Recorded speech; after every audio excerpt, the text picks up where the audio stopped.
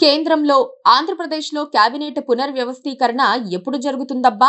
ఇది నిజంగా మిలియన్ డాలర్ల ప్రశ్నే అవుతుంది. ఏపీలో శ్రావణ మాసం ముహూర్తం అని ప్రచారం జరుగుతోంది.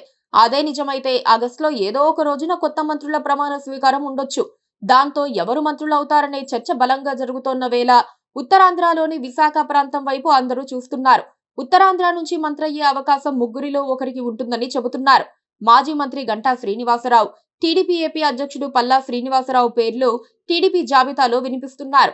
విశాఖ ఉత్తర బీజేపీ ఎమ్మెల్యే విష్ణుకుమార్ రాజు పేరు కూడా తెరపైకి వచ్చింది. మరోపక్క గంటా, విష్ణు ఇద్దరూ కూడా ఒక ఛాన్స్ ప్లీజ్ అని అంటున్నారు. వచ్చే ఎన్నికల్లో తాము పోటీ చెయ్యబోమని, ఈసారికి మంత్రి పదవినిచ్చి సత్కరించాలని వారు అభ్యర్థిస్తూ గట్టిగా పావులు కదుపుతున్నారు. విశాఖ జిల్లాకు 2024లో మంత్రి పదవి దక్కలేదు అన్నది తెలిసిందే. ఆ మాటకొస్తే వైసీపీ కూడా 2022 తర్వాత జరిపిన విస్తరణలో విశాఖ జిల్లా భీమిలికి చెందిన అవంతి శ్రీనివాస్ ని మంత్రి పదవి నుంచి తప్పించేసి అనకాపల్లికి చెందిన గుడివాడ అమర్నాథ్ కి ఇచ్చింది. అంతేకాదు మాడుగులకు చెందిన బూడి ముత్యాల నాయుడుకు కూడా ఉప ముఖ్యమంత్రి పదవి ఇచ్చింది.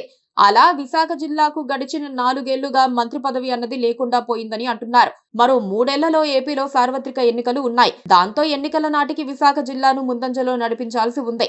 గత టీడీపీ ప్రభుత్వంలో విశాఖ నుంచి గంటా శ్రీనివాసరావు మంత్రిగా 5 ఏళ్ల పాటు పనిచేశారు. జిల్లాలో పార్టీని అంత కట్టుగా ఉంచారు. అన్ని విధాలుగా అండగా ఉన్నారు. ఆయన అనుభవం, గట్టిగా చేసే రాజకీయం, వ్యూహాత్మక వైఖరి అన్ని చూసుకుంటే కూటమిలోని 3 పార్టీల మధ్య కోఆర్డినేషన్ తీసుకొని రావటమే కాకుండా జిల్లాలో అభివృద్ధికి కూడా కృషి చేస్తారు అని అంటున్నారు. ఆయన భీమిలి నియోజకవర్గంలోనే ఎక్కువ కంపెనీలు వచ్చాయి. వాటి భూసేకరణ విషయంలో గంటా ఎక్కువగా చొరవ తీసుకొని భూసేకరణ సాఫీగా సాగేలా చూశారు. మరోపక్క గంటా వచ్చే ఎన్నికల్లో పోటీ చేయదలుచుకోలేదు. వీలైతే పార్టీ అనుమతిస్తే తన కుమారుణ్ణి నిలబెట్టాలనుకుంటున్నారు. అందుకే ఈ ఒక్కసారి మంత్రి పదవి కావాలని ఆయన కోరుకుంటున్నారు. ఇక ఏపీ టీడీపీ ప్రెసిడెంట్ గా ఉన్న పల్లా శ్రీనివాసరావు సైతం లైన్ లో ఉన్నారని అంటున్నారు. ఆయన పట్ల టీడీపీ అధినాయకత్వం సుముఖంగా ఉందని చెబుతున్నారు. వివాదాలు లేని తీరు, అందరినీ కలుపుకొని పోయే విధానం అన్నీ కూడా ఆయనకు మంత్రి పదవి కట్టబెడితే కలిసి వస్తుందని అంటున్నారు.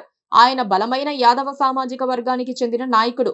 బీజేపీకి 2వ మంత్రి పదవి ఇస్తే తనకు కావాలని Visakha north MLA Vishnukumar Raju kerchief వేశారు.